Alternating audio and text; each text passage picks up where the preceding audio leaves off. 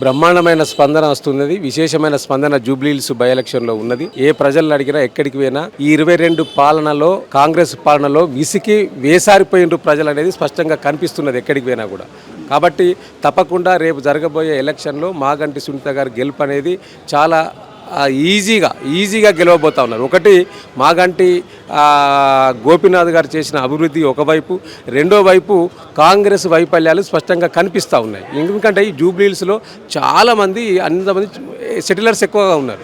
ఈ సెటిలర్స్ మొత్తం అనేక ప్రాంతాల్లో పనిచేస్తూ ఉంటారు, జాబులు చేస్తూ ఉంటారు. ప్రైవేట్ జాబ్స్, గవర్నమెంట్ జాబ్స్ చేసే వాళ్ళు ఉన్నారు, ప్రైవేట్ జాబ్స్ చేసే ఉన్నారు. వీళ్ళందరూ కూడా బయటకు పోయినప్పుడు చూస్తూ ఉన్నారు కదా ఈ కాంగ్రెస్ పరిపాలనలో ఈ హైదరాబాద్ నగరం ఏ విధంగా తయారైందనేది వాళ్ళు స్పష్టంగా చూస్తూ ఉన్నారు. ఈ కాంగ్రెస్ వచ్చిన తర్వాత ఇక్కడ శాంతి భద్రతలు వైఫల్యం చెందినాయి. పట్టపగలు కాల్చుకోవడం, గన్ కల్చర్ మొదలైంది. పట్టపగలు దొంగతనాలు మొదలైనాయి. మనం చందానగర్లో చూసినాం కదా, పట్టపగలు ఒక గోల్డ్ షాపులో దొంగతనం చేసిండ్రు. దాన్ని పర్యవేక్షించే వ్యవస్థ ఇక్కడ కనుమరుగైపోయింది ప్రభుత్వంలో. సో ఇవన్నీ కూడా వాళ్ళ కళ్ళ ముందు కనిపిస్తూ ఉన్నాయి. కాబట్టి తప్పకుండా అంతకంటే ముఖ్యంగా ఏంటి అంటే కాంగ్రెస్ పార్టీ అధికారంలో రావడానికి 6 గ్యారంటీలు ప్రధానంగా ఉన్నాయి. 6 గ్యారంటీల్లో 13 అంశాలు ఉన్నాయి. 13 అంశాల్లో ఏ అంశం పూర్తి స్థాయిలో అమలు కాలేదు. ఆ 13 అంశాలు 100 రోజుల్లో చేస్తా అన్నారు. సో ఇప్పుడు అవన్నీ కూడా వాళ్ళకి ఇప్పుడు గుర్తొస్తూ ఉన్నాయి. ఇప్పుడు 2 సంవత్సరాలు అవుతుంది కదా, నువ్వు 2 సంవత్సరాలనే అమలు చేయలేదు, ఇంకొక సంవత్సరం అయితే గవర్నమెంట్ దగ్గర పడిపోతుంది. కాబట్టి వీటన్నిటికీ బదులు తీర్చుకోవడానికి తప్పకుండా ఈ బై ఎలక్షన్లో ఓటు అనేది వారికి ఒక మంచి అస్త్రం. కాబట్టి ఆ అస్త్రాన్ని బీఆర్ఎస్ పార్టీ వ్యక్తికి, బీఆర్ఎస్ పార్టీ అభ్యర్థికి ఉపయోగించడానికి సిద్ధంగా ఉన్నట్టు స్పష్టంగా కనిపిస్తున్నది. ఈ జూబ్లీహిల్స్ నియోజకవర్గంలో కృష్ణానగర్, ఇసుగూడ ఇక్కడ సినీ కార్మికులు చాలామంది ఉంటారు. రీసెంట్గా 2 రోజుల క్రితము అభినందన సభ అని చెప్పి కాంగ్రెస్ పార్టీ ఏర్పాటు చేయడం జరిగింది. మరి ఏం చెప్తారు దాని గురించి, ఈ ఎన్నికల గురించి అయినా ఏం చెప్తారు? ఇప్పుడు ఇది అభినందన సభ అనేది పేరుకు పెట్టిర్రు. ఇది 100% ఆ కృష్ణానగర్లో ఉన్న కార్మికులను బుట్టలు వేసుకోవడానికి పెట్టిన సభ అనేది స్పష్టంగా కనిపించింది. అది అట్టర్ ఫ్లాప్ అయింది కూడా. ఇలా సినిమా వాళ్ళు జనాలకు, ప్రజానికానికి సినిమాలు చూస్తారు, కానీ రేవంత్ రెడ్డి వాళ్ళకు ఒక సినిమా చూపించిండు ఆ మీటింగ్ ద్వారా. ఏం సినిమా చూపించిందంటే మీకు 10 కోట్లు ఇస్తాం, మీకు వెల్ఫేర్ ఫండ్ ఇస్తాం, మీకు ఆ ఫండ్ ఇస్తాం, ఈ ఫండ్ ఇస్తామని వాళ్ళని బుట్టలు వేసుకోవడానికి ప్రయత్నం చేసిండ్రు. నేను ఒకటి స్టేట్కి వచ్చి అడుగుతున్నా. ఒక 6 నెలల క్రితం మన పక్కనే పర్లాంగ్ దూరంలోనే కంటోన్మెంట్లో ఉప ఎన్నికలు జరిగినాయి. కంటోన్మెంట్లో అక్కడ కూడా చనిపోతే జరిగిన ఉప ఎన్నికలు. ఆ ఎన్నికల్లో ఈయన ఏం చెప్పిండంటే 6,000 కోట్లు తీసుకొచ్చి కంటోన్మెంట్ను అద్దంలా తయారు చేస్తా అన్నాడు. ఇక పొంగులేటి శ్రీనివాసరెడ్డి అని ఒక మంత్రి ఉన్నాడు, నేను ఈ యొక్క నియోజకవర్గంలో 5,000 బెడ్రూమ్లు ఇమ్మీడియట్లీ శాంక్షన్ చేస్తున్నా, ఇట్లా అయిపోగానే ఎన్నికలకు కూడా అయిపోగానే డబుల్ బెడ్రూమ్లు ఇచ్చేస్తాం ఈ యొక్క కంటోన్మెంట్ ప్రజలకు అన్నాడు. జరిగిందా? ఒక ఇటుకన్న వేర్చినవా? ఒక ఇల్లన్న కట్టినవా? మన పక్కనే ఉన్నాయి కదా. నువ్వు ఆహానా పెళ్ళి అంటే సినిమాల్లో కోట శ్రీనివాసరావు ఏం చేస్తారంటే కోడిని ఇట్లా కట్టేసి చట్నీతోటి తింటా అంటాడు, ఆ కోడిని చూసుకుంటా. గట్లనే ఇప్పుడు నీ మాటలను చూసుకుంటా ప్రజలు ఇంకా ఏదో నీ బుట్టలు పడతారని అనుకుంటున్నావు, కానీ ప్రజలకు వాస్తవాలు తెలిసిపోతూ ఉన్నాయి. చాలా విఘ్నులు ఓటర్సు. కొన్ని పక్కనే నియోజకవర్గాన్ని ఇవాళ ఎగ్జాంపుల్ తీసుకుంటా ఉన్నారు. ఆ నియోజకవర్గ ప్రజలు ఈ నియోజకవర్గానికి వచ్చి ప్రచారం చేస్తున్నారు. మాకేమి ఎరగబట్టలే, ఉప ఎన్నికలు వస్తే ఎన్నో హామీలు ఇచ్చిండ్రు, ఇది చేస్తాం అది చేస్తామని చెప్పారు, ఏది చేయలేదు. అసెంబ్లీ ఎన్నికల్లో ప్రజలను ఏ మార్చి ఎట్లా దండుకున్నారో ఉప ఎన్నికలు కూడా గట్టినే చేసిండ్రు. మీరు ఎన్ని ప్రయత్నాలు చేసినా ముఖ్యంగా జూబ్లీహిల్స్లో ఇలా ఒకటే నిర్ణయం తీసుకుంటున్నారు. ఇప్పుడు రౌడీ బిడ్డ కావన్నా ఆడబిడ్డ కావన్నా నిర్ణయించుకుంటున్నారు. ఆడబిడ్డకు అందరూ బ్రహ్మాండంగా ఆరతులు పట్టడానికి ఈ యొక్క నియోజకవర్గంలో సిద్ధంగా ఉన్నట్టు కనిపిస్తూ ఉన్నది. తప్పకుండా ఈ యొక్క బై ఎలక్షన్స్ కాంగ్రెస్ పార్టీకి బై ఎలక్షన్స్ కాబోతా ఉన్నది. ఇక్కడి నుంచెల్లే వారికి చురుకంటబోతా ఉన్నది. జూబ్లీహిల్స్ బీఆర్ఎస్కి సిట్టింగ్ స్థానం అయినప్పటికీ ఇప్పుడు అధికారంలో కాంగ్రెస్ పార్టీ ఉంది. అదేమన్నా కాంగ్రెస్ పార్టీకి కలిసి వచ్చే అవకాశం ఉందా? ఏం చెప్తారు? మరి 6 గ్యారంటీలు అమలు చేస్తున్నామని చెప్పి వాళ్ళు ప్రజల్లోకి వెళ్తుండ్రు. బీఆర్ఎస్ ఏమో బాకీ కార్డును పట్టుకొని ప్రజల్లోకి వెళ్తుంది. ఇక మరో అభ్యర్థి కూడా అక్కడ బీజేపీ నుంచి బరిలో ఉన్నారు. ఏం చెప్తారు? ఇప్పుడు కాంగ్రెస్ పార్టీ అధికారంలో ఉన్నా వాళ్ళ వైఫల్యాలు స్పష్టంగా కనిపిస్తున్నాయి ఇక్కడ.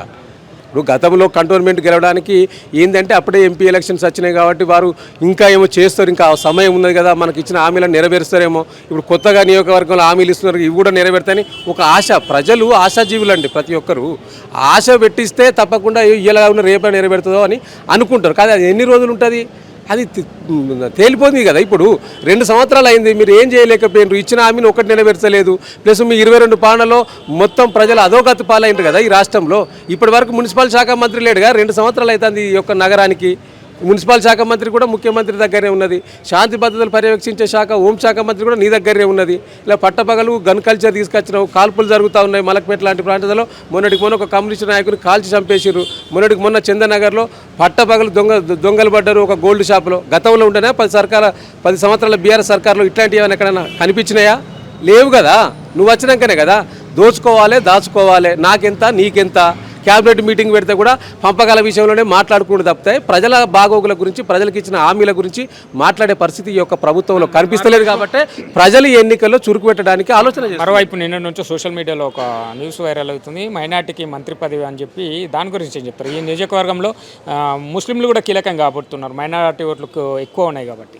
ఇవాళ మైనార్టీలను మళ్ళొకసారి మోసం చేయడానికి, బుట్టలు వేసుకోవడానికి మైనార్టీ మంత్రిత్వ శాఖ అని చెప్పి అజారుద్దీన్ గారికి ఇస్తా అని చెప్తా ఉన్నారు.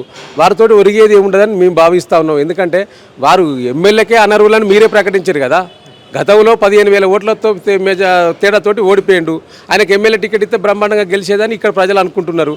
ఆయన ఎమ్మెల్యేగా అనర్హుడైనప్పుడు నువ్వు మంత్రిత్వ శాఖ ఇస్తే ఎట్లా అర్హుడవుతాడో ఒకసారి వాళ్ళే ఆలోచన చేసుకోవాలి. ఇలా ముస్లిం మైనార్టీలు కూడా ఏం ఆలోచిస్తున్నారంటే మాకేం జరిగిందనేది గమనిస్తూ ఉన్నారు. 2 సంవత్సరాలు ఏం ఉరగలే వాళ్ళకు మైనార్టీ డిక్లరేషన్ చెప్పిండ్రు. ఆ మైనార్టీ డిక్లరేషన్లు ఇచ్చిన ఒక్క హామీని కూడా ఇప్పటి వరకు నెరవేర్చలేదు. 2 సంవత్సరాలు ఒక్కరికి మంత్రి పదవి ఇస్తే మైనార్టీలంతా వేస్తారనేది అది ఒకప్పటి వెనుకటి వ్యవస్థ. ఇప్పట్లో అది పరిస్థితి లేదు. అందరూ చైతన్యవంతమైనరు, అందరూ అర్థం చేసుకుంటారు. మా కమ్యూనిటీకి ఏమొస్తున్నది, గతంలో బీఆర్ఎస్ సర్కార్ ఉన్నప్పుడు బ్రహ్మాండంగా మైనార్టీ గురుకులాలను ఏర్పాటు చేసినాము. మంచిగా చదువు కోసం, మైనార్టీ వెల్ఫేర్ కోసం బ్రహ్మాండమైన ఫండ్ ఇచ్చినాము. వారికి అనేక సంక్షేమ పథకాలు అందజేసినాం అన్నాడు. ఆనాడు మేము ఒక మంత్రి శాఖ ఇచ్చిన అన్నాడు కేసీఆర్ గారు రెండోసారి ప్రభుత్వంలో. ఒకటి కేసీఆర్ గారు ముఖ్యమంత్రి అయితే రెండో శాఖ మైనార్టీ శాఖ, అది మహమూదుల్ గారిని ఇచ్చి ఇద్దరినే పెట్టిండు ఒక 3 నెలలు. అంత ప్రియారిటీ ఆనాడు మా ప్రభుత్వంలో ఉండే. కానీ నేడు 2 సంవత్సరాలైనా ఇప్పటి వరకు మైనార్టీ మంత్రిత్వ శాఖ లేకపోవడం, అది జూబ్లీహిల్స్ ఎన్నికల్లో గుర్తు రావడం అనేది దీన్ని బట్టే ప్రజలు అర్థం చేసుకోవాలని విజ్ఞప్తి చేస్తున్నారు. ఏం చెప్తారు అన్న, స్థానిక సంస్థ ఎన్నికల ముందు ఈ ఉప ఎన్నిక అన్ని పార్టీలకు సవాలుగా ఉండబోతుందా? ఏం చెప్తారు? డెఫినెట్గా అండి. ఈ యొక్క స్థానిక సంస్థల ఎన్నికలకు ముందు దట్టు 2 సంవత్సరాల పరిపాలన దగ్గర పడుతున్న సందర్భంగా జరుగుతున్న ఈ ఎన్నికల్లో కాంగ్రెస్ వైఫల్యాలను గుర్తు చేసుకుంటున్నారు ప్రజలు. సో కాబట్టి ఈ యొక్క జూబ్లీహిల్స్ బై ఎలక్షన్ ద్వారా ప్రజలు రాష్ట్రానికంతా ఒక సంకేతం ఇవ్వాలని నిర్ణయించుకున్నారు. ఈ సందర్భంగా నేను గుర్తు చేస్తూ ఉన్నాను, హైదరాబాద్ నగరంలో హైడ్రా తోటి ఎవరైతే అల్లాడిపోయిన ప్రజానికమంతా దయచేసి జూబ్లీహిల్స్ నగరం రండి. ఇక్కడ కూడా ఐడెంటిఫై చేసిరు, చాలా బస్తీలు ఉన్నాయి ఇక్కడ. ఇది పేరుకు జూబ్లీహిల్స్ అయినా కూడా ఇక్కడ అందరూ కూడా పేదలు నివసించే బస్తీలు ఎక్కువగా ఉన్నాయి కూడా. వాటిని కూడా ఐడెంటిఫై చేసి పెట్టిండ్రు. వాటిని కూడా కూలగొట్టడానికి హైడ్రా సిద్ధంగా ఉన్నది. కాబట్టి ఇది బుల్డోజర్కు కారుకు మధ్య జరుగుతున్న ఎన్నికలు.